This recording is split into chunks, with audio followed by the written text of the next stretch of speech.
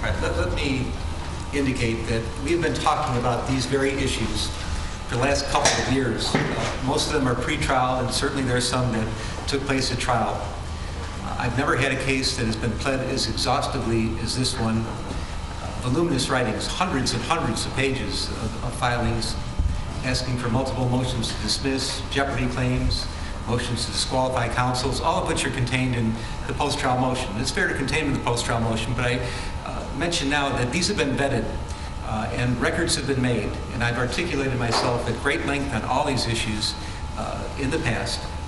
And I am comfortable with the colloquies that were had and the decisions I made as a result of those colloquies.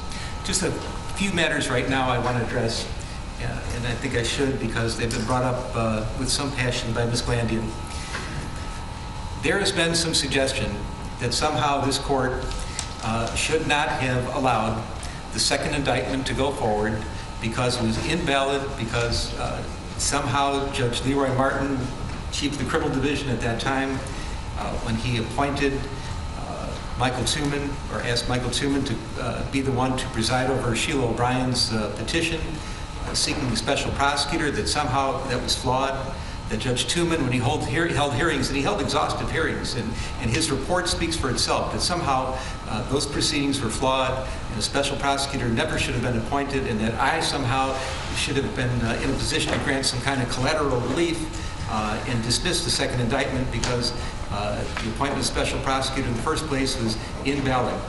I've read all of those transcripts, everything that took place in all of the hearings before Judge Martin and then Judge Tuman.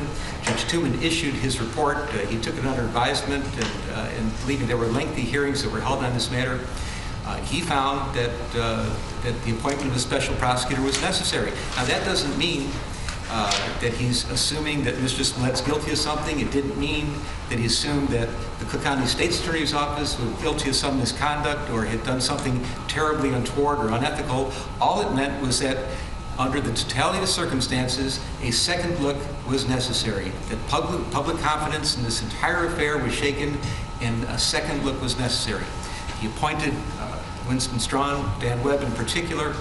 I find nothing wrong with Judge Tuman's reasoning, his analysis. I'm not sure I have the right to offer a collateral remedy because I'm just a trial court judge on the same level as Judges Martin and Tuman. But be that as it may, I happen to agree with their reasoning that they found that the appointment of a special prosecutor was necessary, and all they did was investigate, and then they found things after that. A report was made about the Cook County State's Attorney's Office, and obviously a second indictment came as a result of their investigation about the circumstances of the case involving the conduct involving Mr. Smollett. All right, that's that. As to a public trial, we were in COVID.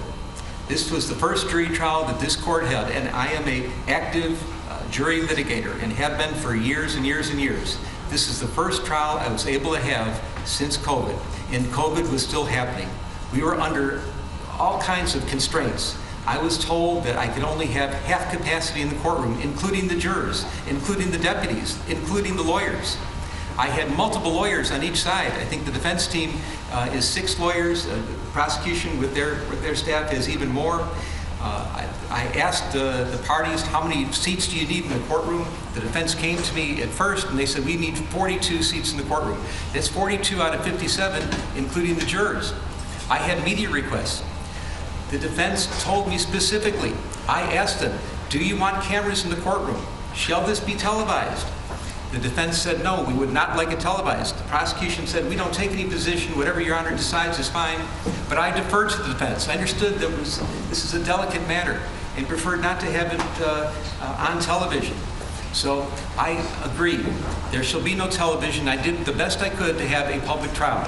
We did things that we don't normally do. We kept the doors open. We had seats outside the doors that were open.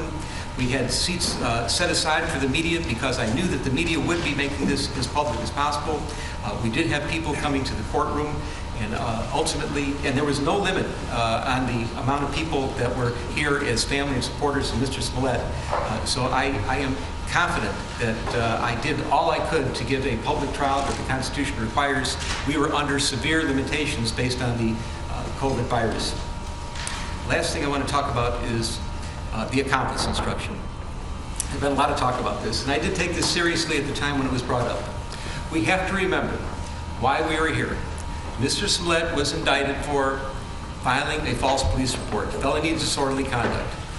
Everything about what happened between he and the brothers, the plan that the jury found happened, the scheme to meet on the street and pretend to beat him up and call him names and do the things that they did, none of that's a crime.